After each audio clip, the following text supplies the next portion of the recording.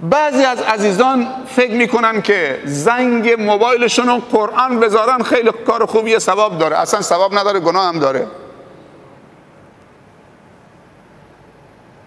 زنگ موبایلشون آیات قرآن گذاشته، تا زنگ زدید بلافاصله قرآن میخونه. خیلی اشتباس. بعضی موسیقی های تون میذارن، اون اشتباس، این یکی هم اشتباس. چرا اشتباس؟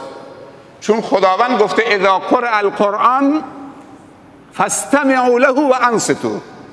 اگر قرآن تلاوت شد پیش تو،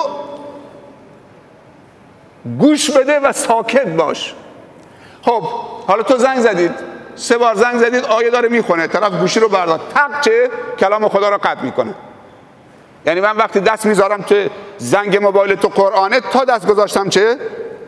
رو زنگ قرآن رو قطع میکنم، کلام خدا رو قطع میکنم، با تو که بنده خدای دارم صحبت میکنم.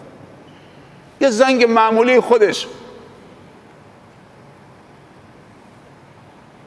اناشید بذار، مسئله ای نیست، ولی کلام خدا قطع کردنش، خداوند میگه اذا قرئ القرآن فاستمعوا له و انصتوا لعلکم ترحمون. بعضی طلاب میبینیم همین کار میکنن.